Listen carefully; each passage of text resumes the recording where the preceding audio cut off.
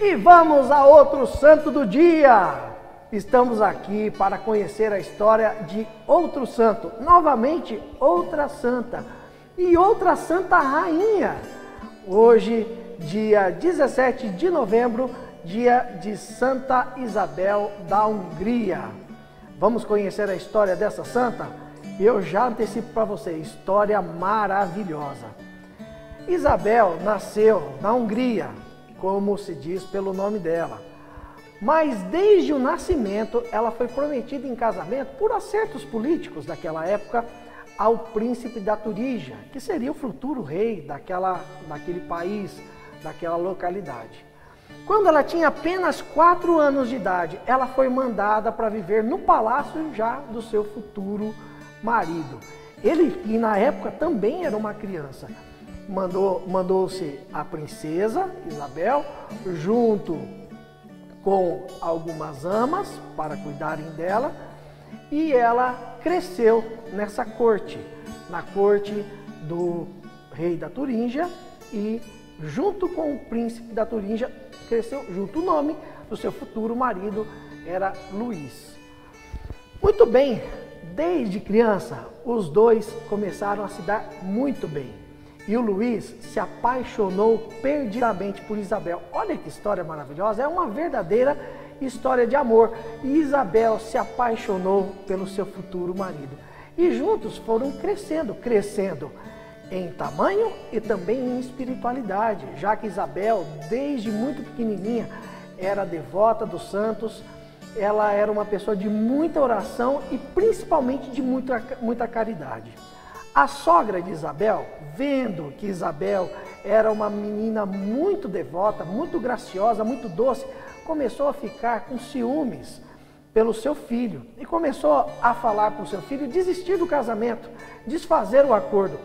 Mas sabe o que Luís falou quando ele já tinha uma certa idade, já era adolescente? Ele falou: eu prefiro perder o meu trono a perder Isabel. Olha só o tamanho do amor que esse homem sentia pela sua pretendente, pela sua noiva. Conta-se que ainda antes deles se casarem, Isabel era uma jovem adolescente, aí entre 12 e 13 anos. Ela levava escondido, principalmente da sogra, comida que estava guardada no palácio para os pobres, para os famintos. E a sogra começou a pegar no pé dela, dizendo que ela gastava demais, que ela estava dispersando a riqueza do palácio. Um dia, o príncipe vinha vindo e junto com os soldados, viu Isabel que vinha com alguma coisa escondida no seu vestido. E era, de fato, alimento que ela estava levando para os pobres.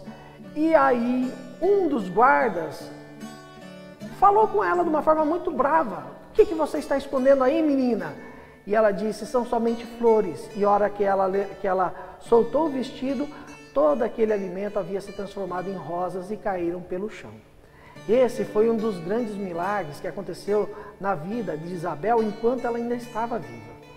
Muito bem, com apenas 14 anos de idade, Isabel se tornou rainha, casou-se com o príncipe Luís, que se tornou rei, porque o pai dele havia falecido. E viveram uma história de amor realmente digna de contos de fadas. Durante poucos anos, não foram muitos, apenas 6 anos, tiveram 3 filhos e viveram realmente um amor primoroso, um exemplo de casal, diante de Deus e diante dos súditos, porque Isabel continuava a ser aquela mulher amável que ajudava tudo o que ela podia às pessoas necessitadas, aos pobres.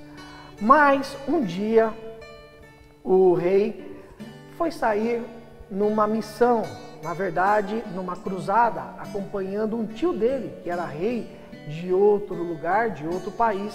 Mas antes dele completar, antes dele iniciar a missão, ele ficou doente com a peste que estava acontecendo naquela época, naquela localidade da Europa, e ele acabou morrendo, deixando Isabel viúva com 3 filhos muito pequenos. O irmão de Luís, um homem que tinha um pensamento muito maligno, usurpou o trono e expulsou Isabel com os 3 filhos pequenos da corte e deu ordens a todos os súditos que ninguém a amparasse, porque quem a ajudasse seria preso e morto. Olha só, as próprias pessoas que Isabel havia ajudado não podiam ajudar ela, mesmo com o coração dilacerado. Essas pessoas viam ela sofrer, mas não podiam fazer nada, senão eles próprios seriam mortos. Muito bem, mas os amigos do rei Luís voltaram da missão, voltaram da cruzada, viram aquilo tudo acontecendo no país e foram lá e depuseram o irmão do Luís do trono.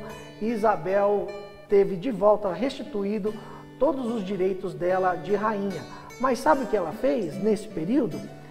Para ela poder viver, ela havia dado os seus filhos para pessoas conhecidas e queridas dela cuidarem.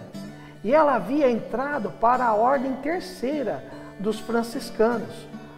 Quando foi restituído os direitos dela ao trono, ela não quis voltar para a corte.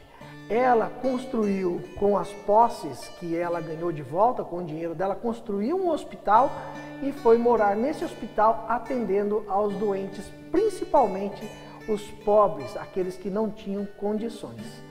Assim, os filhos de Isabel puderam voltar a ter uma vida plena dentro da corte, ter boa educação, mas Isabel, pouco tempo depois, com apenas 24 anos de idade, caiu doente e morreu.